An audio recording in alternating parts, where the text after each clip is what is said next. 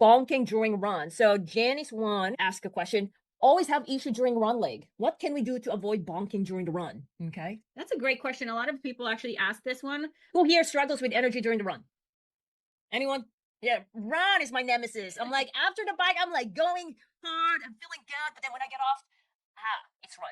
When this one happened, it's often a pacing or nutrition issue that can be fixed with a nutrition plan specific to your needs. Coach Shangrila has worked with runners who bonked due to skipping fueling early on, but they ran strong marathons once they fixed their bike to run fueling.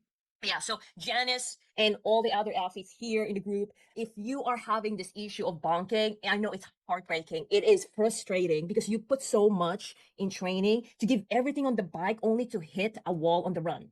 Yes, imagine crossing the finish line with a smile. Yes. Because you paced perfectly and Yes. never ran out of energy. Because imagine this, in reality, don't be discouraged if you feel like this, if you're bonking. Don't think about like, oh, I'm not strong. Oh, maybe I didn't train right. Well, maybe it's your strategy. Maybe a little tweak of nutrition, okay?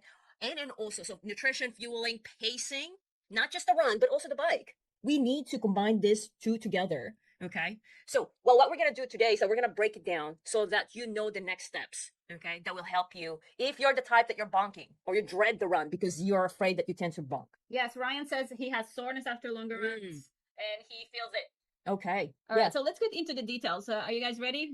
Well, I'm Notes curious ready? since you mentioned Ryan. So put under the comment like which part of your muscles usually feel sore, and is that like is that like 8 mile or after an hour Or right after the bike? Yeah. How often? So we can get back to you later on and then continue to help you out. So well, a lot of athletes go on to like, hey, I need to run, I need to train, but a lot of athletes also forget that we need nutrition. Okay, but coach, I already did my nutrition. Well, we're going to talk more about that. How are you going to do it? The thing about it is this one together needs to be combined. This one together needs to be trained together. Nice. You made a face. Oh, there's the sunglass with a cheek. All right. This two needs to be together because if you like, all right, well, I did train and I practiced the nutrition, but did you train properly? So let's get on to it more. Okay. Bonking during the run leg, often a sign of under fueling on the bike. Okay. Or starting the run too fast because you get too excited, right? It's also influenced by how you train your body. Oh, Ryan says he jumped onto the bigger mouse too fast, he thinks. There you go. Yeah. Yeah. So that definitely affects it. So it's also influenced how you train your body to handle fatigue. So it's dependent on your training, but it's not just training, it's also how you dial in your nutrition during training. Okay. That's good to know. Okay, so like let's give you an action steps here. So this is what I strongly suggest to you, Janice, and all those other athletes that are working on your run leg. If you're having trouble with bonking or your nutrition, okay. Well, fuel early on the bike. So what you want to focus is easily digestible carbs at regular intervals. So you can ensure that you have good glycogen stores are topped off. Okay. You want to make sure you're on top of it. So we do have actually a training resource in Ironman and Beyond. If you want to know more about nutrition, put hashtag nutrition. I discuss that more in details. We're in what's the what type, what are you going to drink or eat? And the next thing is amount. Okay. And the next thing is timing, because those three areas needs to be addressed. Like you need to know the timing, you need to know the amount every hour. Okay. A lot of athletes, well, coach, I had drank this one and eaten this. And then I asked them more details about it. They're like, there's a lot of they forgot. I just know I'm eating and drinking like it was a picnic. Okay, but they can't have the numbers. Okay, I need details because I'm going to tell you today an athlete who actually did well because she dialed in her nutrition. I'm going to show you the behind the scenes of what you can do so you can also do that yourself on your next race. Awesome. So if you do want that free training, put hashtag nutrition and I can get that sent to you. Yeah. Hashtag nutrition, wherein I discuss like what do you need to consider. Okay. Those three things that I told you and what's in the nutrition. All right, let's go on to the next steps. Let's get those. Okay, so it's not just nutrition, it's also having your body adapt to the actual movement, when you go to the race, which is, as you know, you go bike and then run. So you would want to simulate bike to run transition weekly to train your body to handle fatigue. Yes, I think a lot of athletes do bricks. Is there, I don't know, like is there a specific way that they should be doing it? Okay, so like a lot of us, well, I'm just gonna do bike and run. Okay, I'm just gonna do bike and run. So basically, that's good. That's a good start. But then that's pretty basic. Bike run. You're only thinking about that workout and not really realizing how that combines with the rest of the workouts for the week. Okay. So thinking bigger about the whole week's training, not just that day. Yeah. So for example, it's not just, all right, I'm going to do bike and run, but that's the what to do, but how to do it. What intervals are you going to do? How are you going to complete it? What are the muscle that you're going to activate and make sure it's stronger? Okay. So that matters with the technique. Okay. Technique, your intensity, which is the speed, of course, the endurance. So how long, and the race skills. Okay. So I'm gonna share you at the end of this training, wherein I talk about this one more in detail. What I just said, like what do you need to consider when you're putting together your training in terms of brick? Like what do you need to consider? I just told you that, but I know you guys want to go in details, so I will give you at the end of this training. Okay, you'll get that access to that for free. But right now, please add more questions there because I'm gonna go fast. Like I said, you should be taking notes, getting screenshots, asking more questions. I'm telling you, I just want to help you guys. All right. Sarah's ready. Okay. All right. Next. So this one, very, very important. A lot of athletes do, hey coach, I'm doing nutrition. Hey coach, I'm doing brick, but I'm still bonking. What's happening? Well, let me tell you, I put it in red because this is one of those things that I wasn't doing, or even when I love my coaches, but it wasn't like there's not a lot of evaluation. There's not a lot of analysis. Okay. So what you would want is like right after workouts, you want to evaluate and analyze how your training went. Analyze the data if you know, okay? Or you can geek out if you'd like, all right? Or you can, ask friends if you'd like. So you're going to want to ask, how did you feel during and after training? What did you eat, drink, the amount, the timing? And then after that, once you ask yourself, continue to dial in. Yes, I like the analysis because that puts it into fact, not so much. Yeah. Oh, it went okay. Yeah, yeah. So, well, what I'm saying here is that, so, oftentimes, hey, great job. Okay. A lot of times, I finished a brick workout. Great job. Check box, check box. What did you learn? And did it go better than your last week's brick? Yeah. What is your mistakes? Is there better? Is it better? You said, how can you improve? And it's not just, all right, maybe I'll just push hard. Okay. But it's not just that. What are the muscles that were fatiguing sooner than others? How's your technique? How's your gearing? Okay.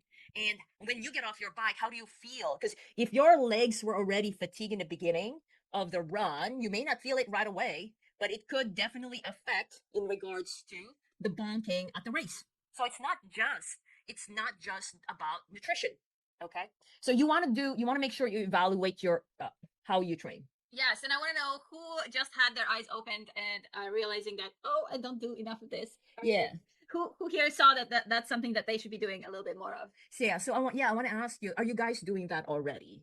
Okay. Or are you the type like, all right, I'm really tired, I'm just gonna move on. I mean, just be real. You're doing swim, bike, and run. It is challenging, especially with the family and then work next day, right? And then now you're asking me to analyze it. So yeah, so like, but that's my suggestion. And with our athletes, that's what we do. We analyze their data and then give feedback. And I'm going to show you like how we've done with our athletes, so you can do it yourself as well after this one, because I want to finish these action steps so you have them. Okay. Nice. Action step number 4. Pacing. Run the first miles. Okay. Don't worry about the pace. You want to like lower your heart rate. Just get the legs moving because your legs are gonna move. Okay. As long as you did your training correctly. So okay. run the first mile slower. Yes. Okay. Run the first mile slower, down your goal pace to conserve energy. Okay. The next day, so my suggestion, negative split if you can, but really just take it easy at the beginning. The next is check hydration. It's very important. Not like I drank this bottle, okay? But there's a lot more that you need to look into, because why is that important? Dehydration can lead to early fatigue. Okay. Can lead to early fatigue. Next is practice self-awareness on the race. Okay. Because the thing is that, you may have already dialed in your nutrition during training, but when you get to the actual race, there are instances that you will most likely need to adjust your nutrition at the race itself. And then how do you know that you need to adjust your nutrition during the race? Well, you'll know when you're very self-aware of what really is happening to your body. Okay. So you would need to know the symptoms. Okay. So, like, what's the symptoms, early symptoms before bonking? Those are the things. Or what are the early symptoms before cramping for some athletes? Anyone here cramping, during the run? So you would want to really listen to your body so you can catch and be proactive. You guys got that? Because that's really a game changer, because you can't do anything or realize that you need to adjust your nutrition if you don't know the symptoms, or if you're not self-aware, like, oh, I'm going to bike. Okay. But a lot of times, with the run portion, it's a lot of times, the mistake happens on the bike. Okay. All right. Is that making sense for you guys? Which one's catching your attention? Put it in the comments so we see which one's standing out so far. Looks like Ryan, you want the hashtag nutrition. Anyone else who wants hashtag nutrition, just put it on the comments. Next is gain experience, how to adjust your nutrition on the race. Honestly, this one, it could be through experience. And yesterday or couple of days, I actually just adjusting nutrition and hydration for race day. I did this one for our current athletes wherein we talk. This was like 58 slides. 58 slides were in managing liquid nutrition overload on race day. How do you do that? How do you, how do you adjust with the different food on race day? What if, there's like fruits there? Do you go and get it? How about you adjust your nutrition? If, for example, you live in Texas and you have to go somewhere where it's cooler, how do you know? How do you adjust your fluids, right? Or how about when it's hot and humid race? All this one affects your nutrition and will affect whether you bonk on the run or not, or whether if you're cramping. How about if you go to higher elevation? Those who like race, let's just say Colorado, okay, there's Boulder 70.3. Or what if your race has heels, okay, and then where you're training, there's no heels. Like you're doing your best. Hey, coach, I'm really training hard. I'm putting my nutrition. You're doing the best you can. But it's not just about the training, okay? Definitely what you do in the training is important, okay? So what we've done here, I'm going to show to you behind the scenes that I've helped one of our athletes. Let me see. Let me show it to you guys. Okay, can you guys see my screen? So we have an athlete who actually did Florida 70.3 recently. If you're not following me on my timeline, I suggest you follow because I share a lot of inspirational story there. I share a lot of like learnings from our athletes. Strategies, yeah. Yeah. And so basically, this athlete, lives in Maryland, wherein it's cooler, okay? And then she goes to Florida, which is more humid, hot, right? The temperature is different. And then when she did, by the way, she's on late 50s. She's late 50s. When she did her 70.3, that was 10 years ago. Okay, 10 years ago. When she did it, she said, I thought I was gonna die. After the bike, I couldn't run. Run sucked. Anyone here who feels like run sucked? I thought I was gonna die. Why am I doing it? I just want to finish it. Or anyone here, for example, you're a strong runner. I'm a strong runner. What? Why am I walking? This is not right. Anyone here? I had those times. So I came from a running background. Oh God. If you're walking, if I was walking back then, I was so like, this is not right. Right? It's not right. It's not. Life is unfair. Who can relate to that? Okay. Put it in the comments. I want to know. So let me tell you the game changer for her, because what she did, she trained for 70.3 only 12 weeks. Okay. And I don't think I've shared this one in Ironman and Beyond yet. That's why follow me. So, you don't miss this one out. But I'm going to cut the story short. So at the end of it, she did 12 weeks of training coming from recovering broken ankle. Okay. To cut the story short, at the end, this is what she did. The game changer here is that, well, she followed the personalized training plan. Okay, so that we don't re-injure her ankle, because she had a broken ankle. Then the next thing is that she was sharing her training progress and feedback in our private community. Okay, this one is very important. I'm going to show you what she did, exactly the work that she did. So, because I want you guys to follow it. You guys ready? She tracked her nutrition every time she does long rides. So every time you do like 90 minutes and longer, you would want to track it. I'm telling you. Okay. Before I wasn't tracking it, and then my coach back then like kept asking me, you know what? I'm just gonna put in a spreadsheet. Okay. So what we've done with our athletes, we gave them a template, taught them how to do it. Okay, step by step. And so what she was doing is that she was carefully logging in intake during long workouts. And guess what? She said, I haven't met her in person, by the way. That's Jan. She said, honestly, I think the nutrition made all the difference for you. Well, that and an excellent coaching. Okay, so that's what she did. Are you guys ready to? You guys want to see the behind the scenes, the spreadsheet that she was doing? Who wants to see? Raise your hands if you do, because I can show it to you. But unless if you don't want to, I'm just gonna move on. Let's see on the comments. Anyone here? You guys want to see that one? All right. So here you go. So let me show it to you. So you guys have, again, if you put hashtag nutrition, you're gonna see this one. Like what you want to track. Okay. I don't want you to feel overwhelmed, but I just want you to see so you can do it yourself. Okay. So for our athletes, we help them, we teach them how to do it so they can do it step by step. For some athletes, they get overwhelmed in the beginning. But no, if you have the steps, the simple steps, you can do it too. All right. So here you go. There are different tabs here. For every time the athlete or Jen, our athlete, was riding her bike, it starts with, like, for example, 2 hours, 3 hours, become 4 hours. She was tracking her nutrition before, during the week or days prior, and the bike itself. Okay. So we track that one. What, amount, and timing. Okay. And then she gives feedback. And then during the feedback, she would say, Coach, I couldn't grab my bottle. Then we suggest her racing strategy, fueling strategy, so it makes it easier. Because if you cannot drink just because of the way, like your hydration set up, you're not going to get your nutrition. It's going to be a problem on your run. Okay. So you really want to make sure you practice it. You want to make sure that you get the right nutrition, especially on the bike, so the run is good. Okay, we're talking about the run, right? But it's really, let's start with the bike and find the root cause of it. Okay. So here we track the calories. Calories, it's pretty small. Calories, carbs, sodium, potassium. And then we track the red marks here are basically, those are the things that we change based on the feedback. Okay. Guess what? Every time she does that, she has a different nutrition. And then I ask her, did you change it? That's 1102, 1109, which is November 2, November 9, November 14, 2 hours only, 2 hour bike. November 23 becomes 3.5. There's also November 15, November 26. So every time she goes out, she tracks it. But tracking is good. It's a good start. But then the next thing is that you getting feedback, because the nutrition and the way you train, it needs to be pair up. Are you guys getting that?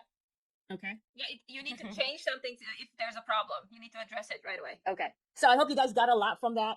If this is issue that you want to solve, put under the comment no more bonk. Okay. So we can discuss your current nutrition. We can give you additional steps. We can look into like what is it that you're doing right now. Okay. Put hashtag no more bonk, because especially once you go out to train, you need to dial in your nutrition right now. Okay.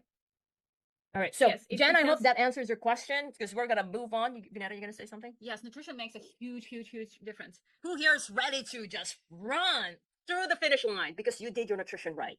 Okay. Remember, don't get discouraged. If you do bonk, there's a way. It could be just a little tweak. Okay. So put hashtag no more bonk if that's something that you want to solve, and then we'll help you out. All right.